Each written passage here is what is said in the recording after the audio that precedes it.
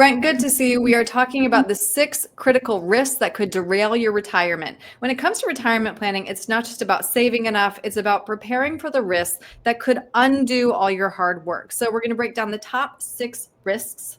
Number 1, sequence risk. What is it? Yeah, I was just talking to a gentleman yesterday about this. Sequence risk is what kind of stock market are you going to have when you start taking distributions from your retirement accounts? The best way to explain it is if you retired in 2008, that's a way different feeling than if you retired in 2018 when the market did nothing but go up.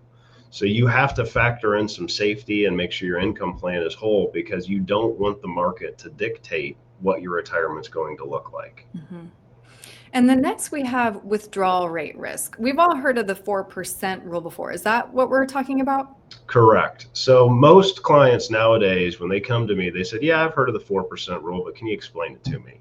Just quick highlight is a guy came up with a way to take 4% off of investments where you invest in 60% equities, 40% bonds. He has come back out and said, actually, that's not nearly as safe as I thought it was. It's possible that you run out of money. And that plan is also built for 30 years. With us living longer, is that enough? And so you can't just say, well, Brent, I've got $1 million, I'll take out 40,000, everything will be good. That may not be the case. And so this comes back into where you need some guarantees for income to make sure you don't run out of money.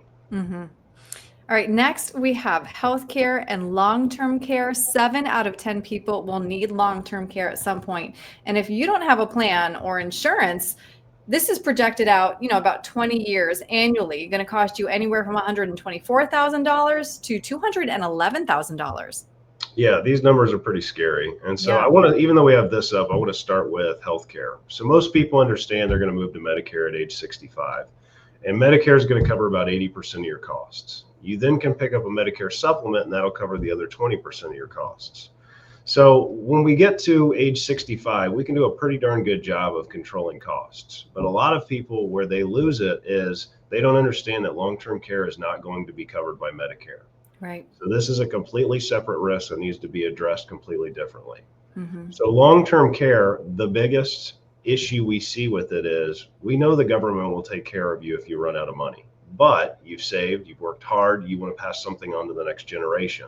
It does not take long going into a nursing home for that money to run dry. Right. So if you can put some kind of long-term care plan in place that is going to protect those assets, you are going to build the legacy that you wanted to pass on. Mm-hmm. So you need to really factor in this stuff and make sure it's discussed. Mm-hmm. And the next we have taxation. This is incredibly important. Yeah, so essentially taxes is going to be one of the biggest bills you have to pay in retirement. So a lot of people are used to tax preparation. We don't do tax preparation. That's what an accountant or CPA does. Every year, your CPA is trying to tell you, how do we lower your taxes this year as much as we can? That is different than tax planning, which we specialize in. That is, I'm worried about taxes over the next 20, 30 years. What can we do today to offset some of those costs down the road?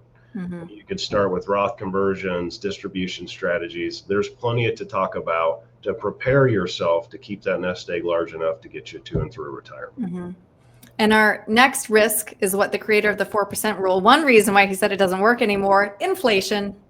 So we've all been talking about this the last couple of years. It obviously, out of the pandemic, we spent so much money as a government that it just drove prices through the roof. So we are still continuing to feel that today.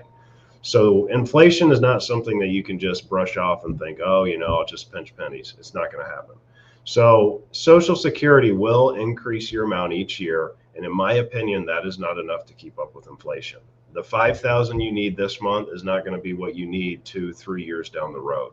So you better have a plan in place. Where am I going to draw extra money to make sure I don't run out? Mm-hmm. So definitely something that needs to be built into a plan. Mm-hmm. And then last, we have the risk multiplier, longevity.